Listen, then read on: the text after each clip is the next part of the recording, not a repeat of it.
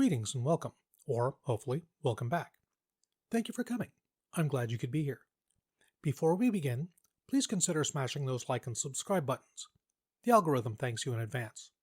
Now, on with the story. A Princess of Mars by Edgar Rice Burroughs. Episode 3, Chapters 4 and 5. Chapter 4. A Prisoner.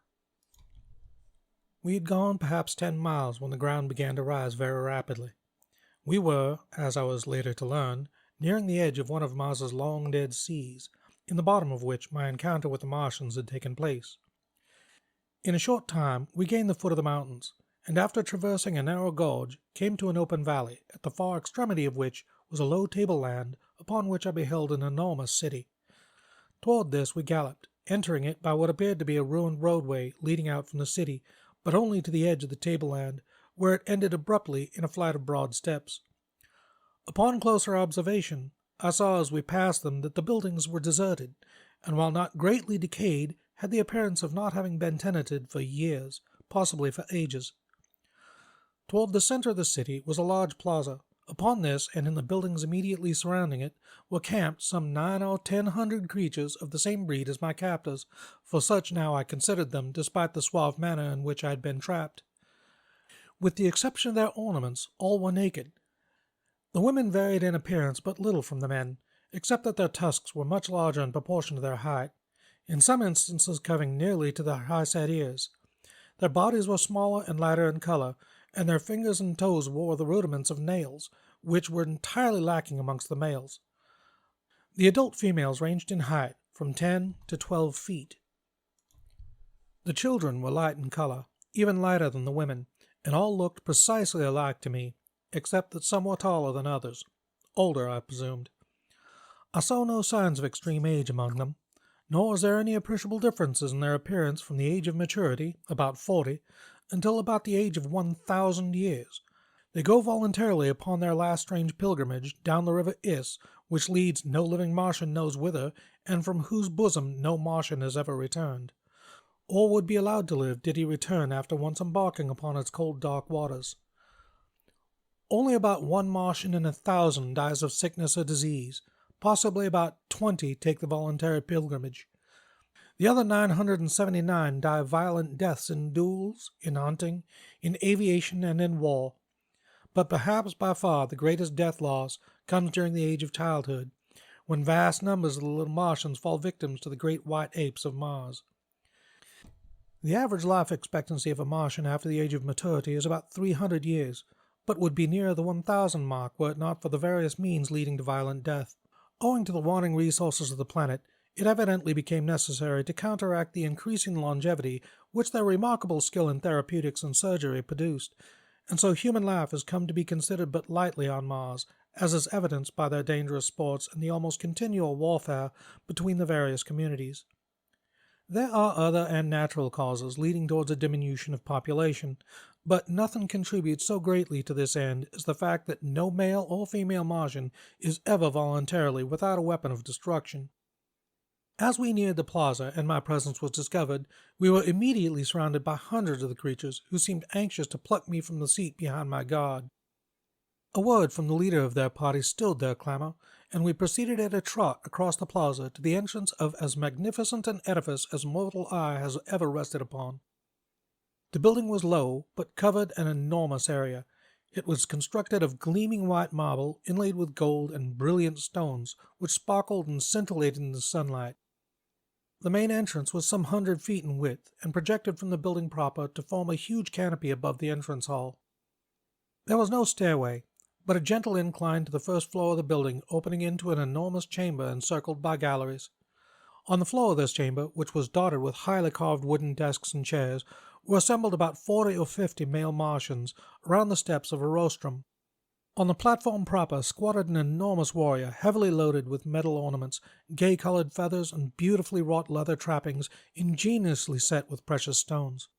From his shoulders depended a short cape of white fur, lined with brilliant scarlet silk. What struck me most remarkable about this assemblage and the hall in which they were congregated was the fact that the creatures were entirely out of proportion with the desks, chairs, and other furnishings, these being of a size adapted to human beings such as I, whereas the great bulks of the Martians could scarcely have squeezed into the chairs, nor was there room beneath the desks for the long legs. Evidently, then, there were other denizens on Mars than the wild and grotesque creatures into whose hands I had fallen. But the evidences of extreme antiquity which showed all around me indicated that these buildings might have belonged to some long extinct and forgotten race in the dim antiquity of Mars. Our party had halted at the entrance of the building, and at a sign from the leader I had been lowered to the ground. Again locking his arm in mine, we had proceeded into the audience chamber. There were few formalities observed in approaching the Martian chieftain. My captor merely strode up to the rostrum, the others making way for him as he advanced. The chieftain rose to his feet and uttered the name of my escort, who, in turn, halted and repeated the name of the ruler, followed by his title. At the time, this ceremony and the words uttered meant nothing to me, but later I came to know that this was the customary greeting between green Martians. Had the men been strangers, and therefore unable to exchange names, they would have silently exchanged ornaments had their missions been peaceful. Otherwise, they would have exchanged shots, or would have fought out their introductions with some other of their various weapons. My captor, whose name was Tarkus, was virtually the vice chieftain of the community, and a man of great ability as a statesman and a warrior. He evidently explained briefly the incidents connected with his expedition, including my capture, and when he had concluded, the chieftain addressed me at some length. I replied in our good old English tongue merely to convince him that neither of us could understand the other, but I noticed that when I smiled slightly on concluding, he did likewise. This fact, and the similar occurrence during my first talk with Tarkus, convinced me that we had at least something in common, the ability to smile, therefore to laugh, denoting a sense of humor. But I was to learn that the Martian smile is merely perfunctory, and that the Martian laugh is a thing to cause strong men to blanch in horror. The ideas of humor amongst the green men of Mars are widely at variance with our own conceptions of incidence and merriment. The death agonies of a fellow being are, to these strange creatures, provocative of the wildest hilarity, while their chief form of commonest amusement is to inflict death upon their prisoners of war in various ingenious and horrible ways. The assembled warriors and chieftains examined me closely, feeling my muscles and the texture of my skin. The principal chieftain then evidently signaled a desire to see me perform, and motioning for me to follow, he started with Tarkus for the open plaza. Now, I had made no attempt to walk since my first signal failure, except while tightly grasping Tarkus's arm, and so now I went skipping and flitting about amongst the desks and chairs like some monstrous grasshopper. After bruising myself severely, much to the amusement of the Martians, I again had recourse to creeping, but this did not suit them, and I was roughly jerked to my feet by a towering fellow who laughed most heartily at my misfortunes.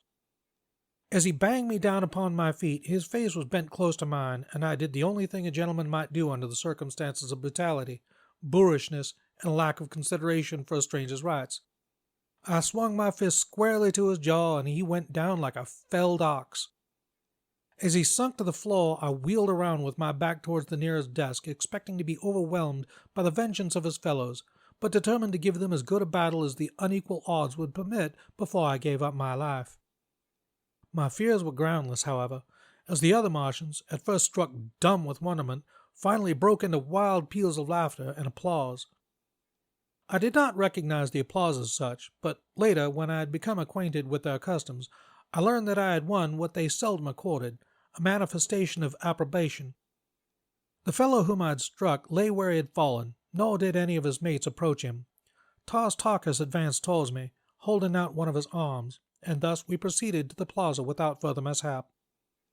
I did not, of course, know the reason for which he had come to the open, but I was not long in being enlightened. They first repeated the word "sack" a number of times, and then Tarkus made several jumps, repeating the same word before each leap, then turning to me and said, "Sack." I saw what they were after, and I gathered myself together. I sacked, with such marvelous success that I cleared a good 150 feet, nor did I, this time, lose my equilibrium, but landed squarely upon my feet without falling.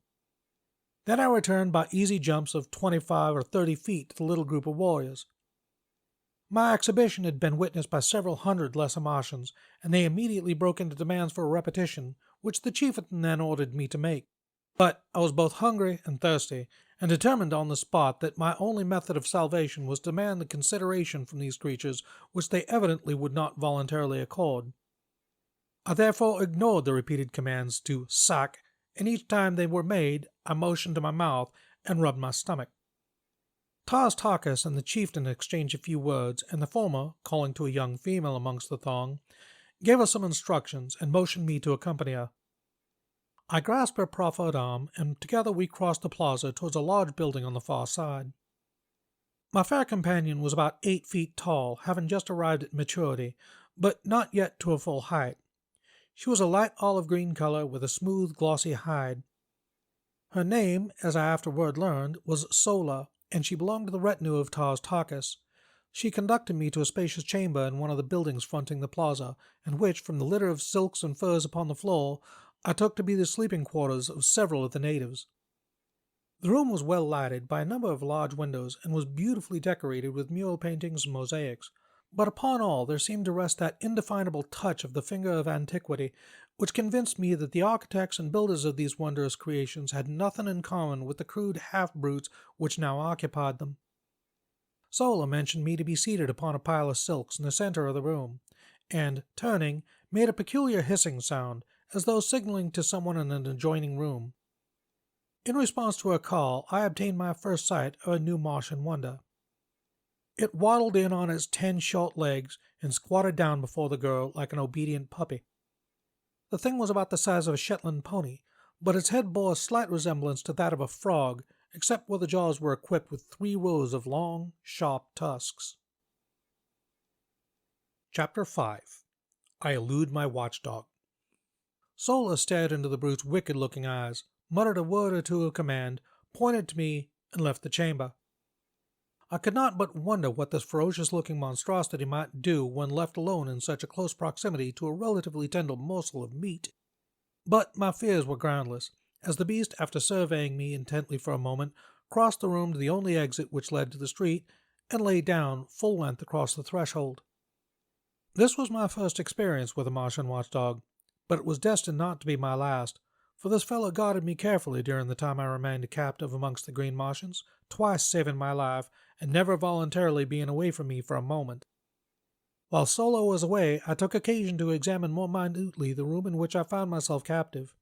The mural painting depicted scenes of rare and wonderful beauty: mountains, rivers, lake, ocean, meadow, trees and flowers, winding roadways, sun-kissed gardens, scenes which might have portrayed earthly views but for the different colorings of the vegetation.